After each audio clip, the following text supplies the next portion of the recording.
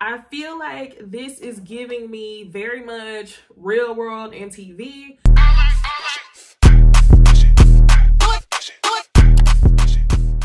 Hey y'all, it's NeceyDixon. Welcome back to my YouTube channel. If you are new here, welcome. If you are returning, y'all, welcome back. And if you're returning, I hope that you are already subscribed, okay? Even the haters that I see in the comments sometimes, I hope that you are subscribed because y'all actually come back. So thank y'all for watching my video, y'all. We're on the go to 5,000. Tonight, we are reviewing another episode of Real Housewives of Atlanta. And I have mixed feelings about this season. However, I started reviewing it, so I'm about to dedicate to reviewing it till the finish line.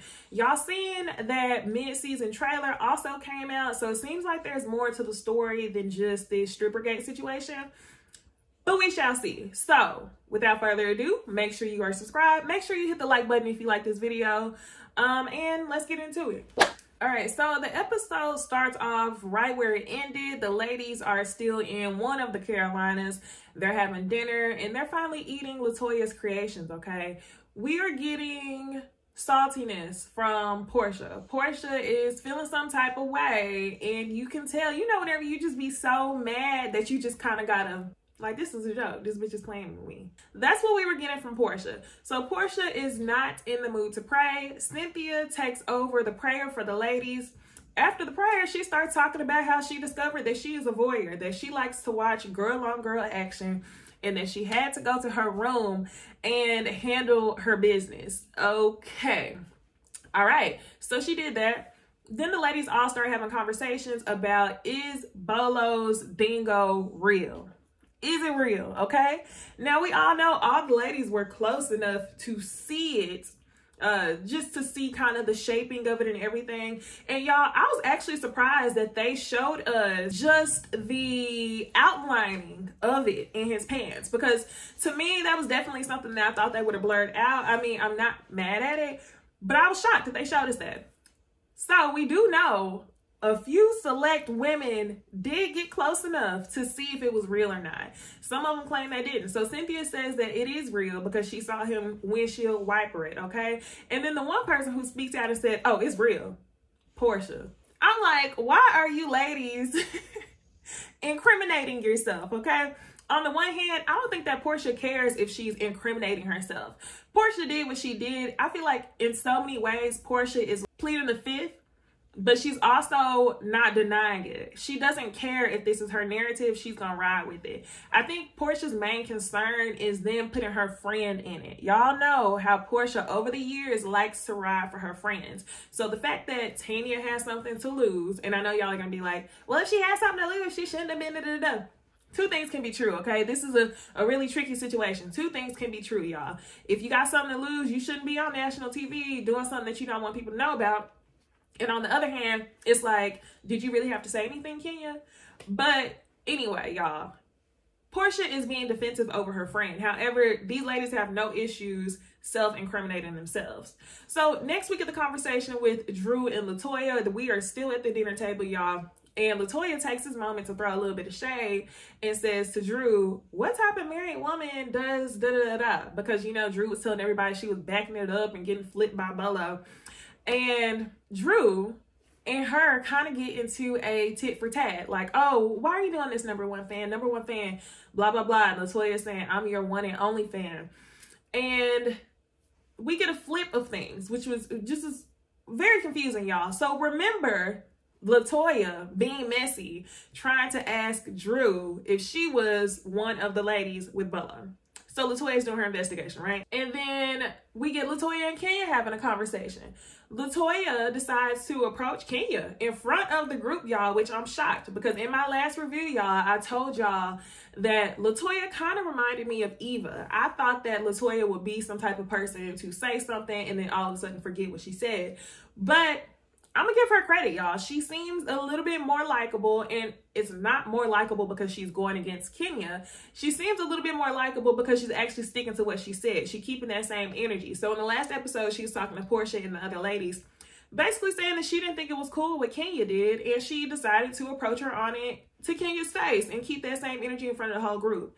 But while she's keeping that same energy, it doesn't make any sense because you're trying to be messy and investigate and say, okay, well, Drew, you was doing something you weren't supposed to be doing. Drew, which you have a problem with Kenya doing that to the rest of the group. And Kandi noticed that, okay? Kandi brought it up. I think Kandi actually serves a really good purpose on this show. I know a lot of people are tired of her. I go back and forth about, like, have these ladies done their time on the show and have they not? But Kandi serves a great purpose on the show because she kind of has that outside view of, like, a viewer. She reacts the way that I react a lot of times when I'm watching on the couch. And I feel like that's the same duty that kind of Karen gives us on Potomac. So, Kandi, I'm with you throughout this whole situation. Kandi is very fun. So, you guys, Latoya approaches Kenya and she asks her, why are you investigating? So, Latoya says the same thing to Kenya. Why are you doing this? I just feel like you're ruining a fun time. And she says it in front of the group. And Kenya says to her, because I wanted to. Basically, like, don't come to me saying nothing. And you can tell with Kenya's whole tone of voice, she was like, oh no, you out of line. Let me go ahead and check you right now because this ain't the way you're supposed to be riding. So you can tell all in Kenya's tone, she was ready to check Latoya. She was really upset with Latoya ever since Latoya had got down with Porsha. We'll talk about that, okay? Now, Kenya, still at the table with the ladies. She's talking about who was it. And Tanya, again, ladies, with the self-incrimination. Why do y'all keep doing this? Tanya says, I'll say that I slept in this girl's room right here. So you letting everybody know that you and Porsha was in the same room. And the ongoing rumor is already that it was a threesome. So why would you say that? So yeah, I don't understand the self-incrimination. They continue to talk about it some more, and all of a sudden, Porsha is no longer hungry. Porsha is upset, and she's going to her room. And I think she's doing that for the sake of not showing her ass, because what can you do in that situation? Like, you don't want to say it was you, but you're still upset because you know it was you, but you want to turn up. But then if you do turn up, then obviously everybody knows it's you. And then if people think that it's you, then automatically they think that it's your friend who's supposed to be engaged. So it's a slippery slope and it's a messy situation. So it will be interesting to see how Porsha goes about her interactions with Kenya in the future. I wonder if she's just going to pay her dust, because that's kind of been the ongoing theme from Porsha this whole time, is that Kenya is just whatever, not going to get the best of her. And we're even seeing that from Porsha in interviews today. So I hope that this isn't something that we have to talk about for the entire rest of the season. I'm very much over this Strippergate storyline. So let me go ahead and tell y'all what happens in the next scene. So now in this portion of the episode, we are seeing Drew at her new beautiful house. Very beautiful. We're seeing Kandi and Don Juan sitting out on the patio eating lunch. And then we see Cynthia at home with her man Mike. We get a chill scene. And this whole portion of the episode is just all of the ladies retelling the story with Bolo. Okay? So Drew is talking to her husband Ralph. And she's admitting to him, you know, I was dancing with the stripper. He flipped me up and down. I was twerking. I saw his thing. And Ralph, he has this look on his face like, bet. Okay. All right. He takes a sip and he says to her like, okay, cool. You want to do that? And his whole mood was like, bet. Wait till these cameras leave. Just wait. So Drew's whole thing is like, okay, well, you didn't tell me what you did in Tampa. And she's kind of making it like a whole joking situation. And what I don't understand is how Drew can, well, I will say this. I won't say I don't understand. I'm assuming that Drew must really, really trust her man, because it doesn't seem like any bit of her is convinced that he was cheating in Tampa. There's a portion later on in the episode where Porsha asks her specifically, do you think he cheated? And she never directly answers the question. She just says that it wasn't her first thought. So the fact that she can sit up here and joke with this about Ralph, that's the part I don't understand. Like, my hands will be wrapped around his neck so fast. He left you and your children for 3 days, watched y'all on video camera, and you still don't know what he was doing. So I guess whatever floats your boat. Y'all want to joke about it. Y'all want to be passive aggressive until it blows up, because we kind of know that's how y'all storyline is going to go. So that's all we get. Drew basically tells her husband that it was just dancing and that she didn't do anything more than what her husband does at the strip club. Then we get Kandi and Don Juan. Kandi admits on camera to Don Juan that she heard the moaning and groaning too. And this is also where I'm a little bit confused. I guess Kandi decided to go ahead and have this conversation with Don Juan because Kenya had already brought it to light. And she has said that in older seasons that she won't bring something to camera or bring, you know, unknown knowledge to the viewers. But if somebody else brings it up, then it's fair game. Let's go ahead and talk about it. So I was like, okay, Kandi, I guess you're going to start talking about this now. So she tells Don Juan that she heard it too. Now, y'all know that Don Juan works for Kandi. So Don Juan was responsible for bringing Bolo out. Don Juan had got a phone call that Bolo didn't make it back to his hotel room until 7:30, which lines up around that time. If we're playing Clue, y'all, it lines up around the 6 to 7:30 a.m. mystery. Where was he at? So they kind of talk about who they think it was. And Kandi says that Kenya is convinced that she thinks that it is Porsha and maybe Tanya. And Don Juan, like, you were hilarious to see with the social justice snatch jokes. You had all the Porsha for real. Like, you had all the jokes, Don Juan. Don Juan usually gets on my nerves, y'all. But he was hilarious for that, okay? You know who also was hilarious this episode was Mike Hill. So Cynthia is talking to Mike and telling him that she saw his ding. She saw Bolo's thing. She saw his eggplants, okay? And she said that it was a freak of nature. And Mike Hill was like, okay, so what'd he do? And then Mike Hill starts taking himself and dancing. And I was like cringing, but it was also really hilarious. I like seeing Cynthia and Mike have a lot of fun, okay? So now we go on to the next scene. Kenya is doing a photo shoot for a magazine. Latoya shows up, okay?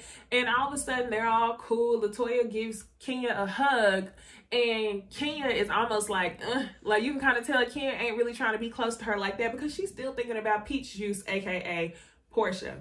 So they sit down, they're having a conversation, and Latoya tells Kenya, like, that's not cool what you were doing, and she doubles down on what she's saying. So I'm gonna give credit where it's due, Latoya. I love that you were keeping that same energy, okay? And let me repeat this again because I said it earlier. Some of y'all like to skip around and only respond to 10-second clips that I say, but the reason why I'm riding for Latoya is not because she's against Kenya. It's because she's actually sticking to what she said. She's not pulling an Eva. She's not forgetting, okay? So she says it's not cool. And Kenya basically doesn't really address what she did was wrong, okay? She doesn't think what she did is wrong. Kenya believes if you have so much to lose, you shouldn't have been doing it on a trip, right? But Kenya's main grievance with Latoya is the fact that Latoya was all coochie bump up and kissing with Porsha. She seriously tells her, I had a crush on you. I told everybody I had a crush on you. So you guys, can we call it jealousy? Can we call it jealousy or not? I know some of y'all really have different points of view on this, but can we just dumb it down to jealousy? Let me know. So, Kenya's embarrassed, okay? Kenya legit has a crush on Latoya, and Latoya is laughing. She is smitten. And Latoya says, okay, well, we didn't do anything. I didn't go down on Porsha. But then she ends up saying that Porsha, how do I say this in an appropriate way for YouTube? She ends up saying that Porsha released fluids on her. Why am I talking it like in this way in reference to Real Housewives? Like, I can't. I'll get into that. So she ends up saying that that's what happened.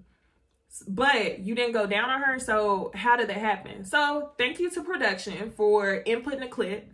There's a clip, and you can hear Latoya like getting up, and you can hear her kind of like gag, and then Shamia says, oh, like, are you okay? Go brush your teeth. And then you hear Porsha saying, are you okay, mama? So that kind of already puts an idea in my mind. Go brush your teeth, but you didn't go down on Porsha. So what are you brushing your teeth for? Unless, you guys, I don't like how they are sharing so much information about what happened on the trip.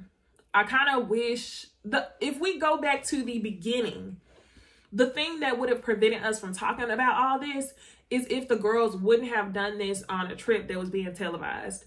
I feel like this is giving me very much real world and TV. Like, even just speaking in detail, like, let's be real. Even if it was a straight couple going on a trip, we wouldn't be talking about their sexual interactions down to who came on who or who did what.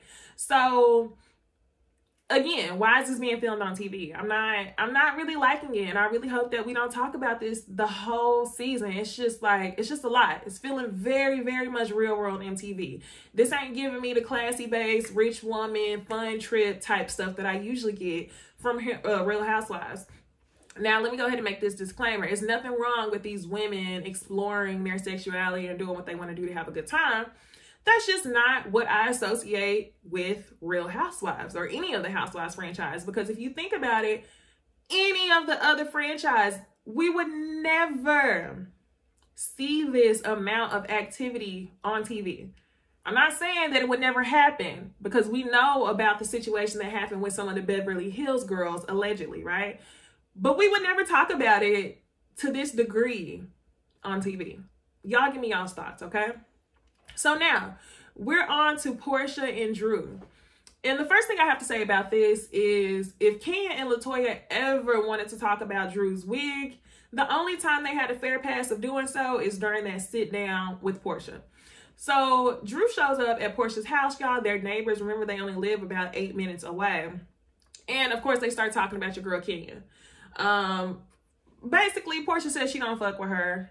Kenya has made it her mission to take down Porsha, and I definitely see where Porsha is coming from. I feel like Porsha tries to really just not fuck with Kenya, but there's so much confusion because y'all were cool a couple seasons ago whenever y'all both had y'all's daughters, or maybe that was last season.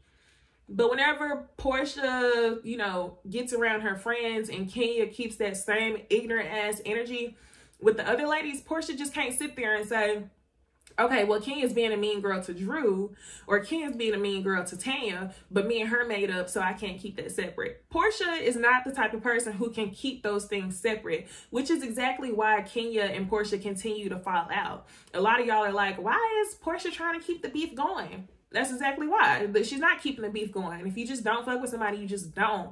And it doesn't necessarily have to just deal with the way that they treat you. It has to deal with who a person is at their core and how they treat other people. So that's whenever you decide to dismiss yourself. So from this conversation, Porsha calls Kenya a punk ass bitch and says that she is no longer fucking with her. Her and Drew are real cool. She says she likes Drew's energy and that she really just wanted to be on a trip full of fun girls, okay? Fun girls.